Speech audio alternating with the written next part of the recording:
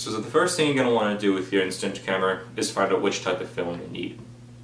So with this one here, it's a Fujifilm Instax Wide 300. It's going to take wide Fujifilm. Pretty straightforward.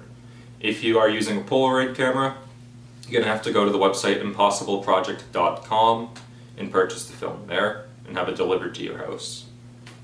Alright, so you have your film. Next up is loading it. So the first thing you want to do is, before even unwrapping it, because it's sensitive to light, is you want to pop open the back of your camera or wherever the film's going to be. For Fujifilm cameras, there's going to be a slot right in the back that you simply pop open. If you have an existing film already in there that's empty, you take it out, discard of it, and after that, you just unwrap the film.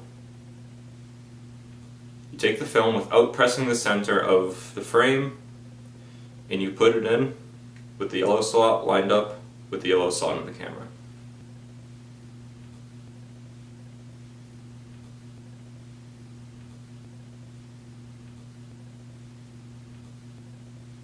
After you load the film, you turn the camera on. Your camera should come with instructions how to turn it on. For Fujifilm, you just flick the on button to the side, pretty self-explanatory. And then you click the shutter button. It releases a protective sheet that was in with the film, and you can discard that. You are now ready to shoot. So on the back of the Fujifilm, when you have it on, as well as most instant cameras, it's going to be a little digital display. So the digital display is going to have a number between 1 and 10 or 1 to 20 depending on the size of the film package you have. So on the Fujifilm they come in packets of 10, so the number is going to display a number 1 through 10. This number shows how many pieces of film you have left in your camera. When it's depleted, you have to refill the film obviously, and you're good to go again. Next to that display is going to be a little display that says L/D. This is the ISO, or sensitivity of the film to light. If you click it and the display shows an L, that means that the film's going to come out lighter. If it shows a D, it means it's going to come out darker. Typically you want to use the L if you're shooting in, say, a dark scene. If it's indoors and there's not much light, or if you're outdoors and it's dark out, going to have it on the L setting. If, however, it's too bright or you're outside and it's sunny out, you're going to switch it to D so the film comes out with a good exposure on it. Next to that is a setting that shows a flash indicator. For most instant cameras, except the Fujifilm Neo 90, the flash is completely automatic. If you click the button on the back, however, you can keep it so the flash is always on no matter what the situation. On the front of most instant cameras is going to be a little indicator showing how much it can focus. So on a Fujifilm wide, in most Fujifilms, it's going to have a 0.9 to 3 meters and 3 meters to infinity. So what this is you want to adjust it based on how far away you are from the object. You cannot zoom in, but you can decide what's in focus and what's not in focus. So if you're standing about 0.9 to 3 meters away from an object, as I am with this camera, you're going to want to set it to 0.9 to 3 meters. If you are standing more than that, going to have it set for 3 meters to infinity, and it's automatically going to focus in.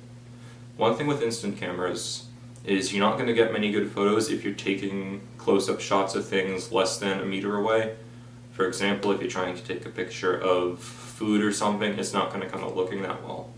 I'm sorry for all you Instagram junkies out there, but you're not going to get good photos with that. So once you have all the settings on your camera how you want it, the exposure, the auto flash, and the focus, you're ready to take your photo. So you frame it how you want, and you take the photo, and you have something that looks like this. The side that is white initially is the side that's going to have the photo on it, and these are very sensitive to light, so you want to get it out of brightness or any type of light as soon as possible. Put it in your pocket, put it in your bag, put it under your pillow, put it under your sleeping grandmother. I don't really care. Just get it out of the light.